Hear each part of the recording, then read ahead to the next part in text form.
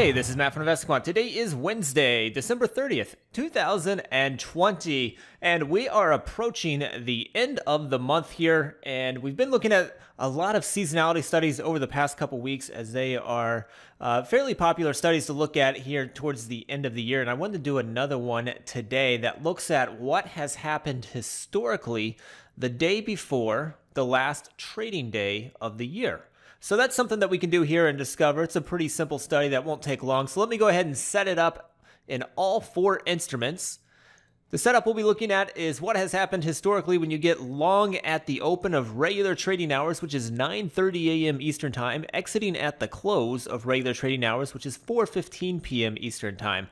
Now for this study, it's simply going to be seasonality based. I'm not going to add any context around price action, although that's easy to do.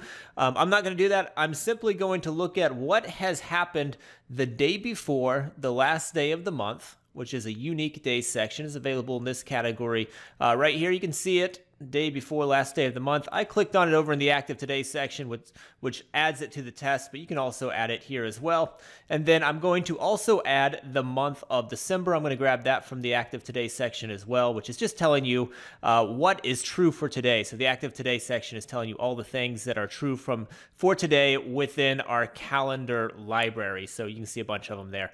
But that concludes all that I want to add for this study. With it being the day before the last day of the month in December, that will mean the second to last trading day of the year. So let me go ahead and hit view results and we'll take a look.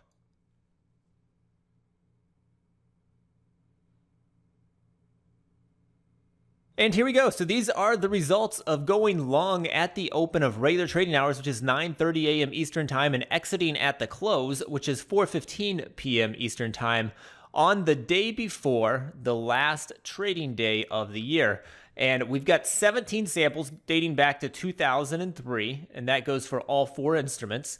And if we look at the win rates on these, they are all coming in on the weak side. So we don't have a lot of samples, but the samples that we do have, which is dating back to 2003, you know, this is something that can only happen once a year. So it's not like you're going to have a large sample size, but the samples that we all have are in agreement. They all have been on the weak side. So the winning rate for the S&P, just 29%. That's the same for the NASDAQ, 35% for the Dow, and 41% for the Russell. So this has been a fairly weak day here. And if we take a look at the average win, average loss, you can see the average loss larger than the average win in the S&P. That's true for the NASDAQ. That's true for the Dow. And they're pretty similar in size for the Russell.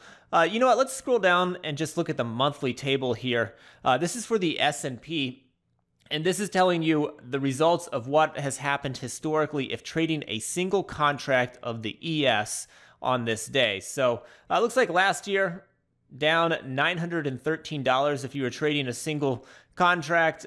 Year before, another fairly sizable losing day there. In fact, there's quite a few here that have been losses. You can see them, they're highlighted in red. A big losing day here in 2012, and it looks like it has not had an up day here on the day before the last trading day of the month since 2011. So a little bit of a streak going on there. It's had, what, 4 winners here in a row in that little period, then another streak of losses. But these are the most recent trades. You can see them here in the most recent trades, the last 10 trades, the last 10 years for this day, and they have been weak. So historically, at least dating back to 2003, this has been a bit of a weak day as we approach the end of the year. So hopefully you found that helpful. Good luck, and we will see you next time.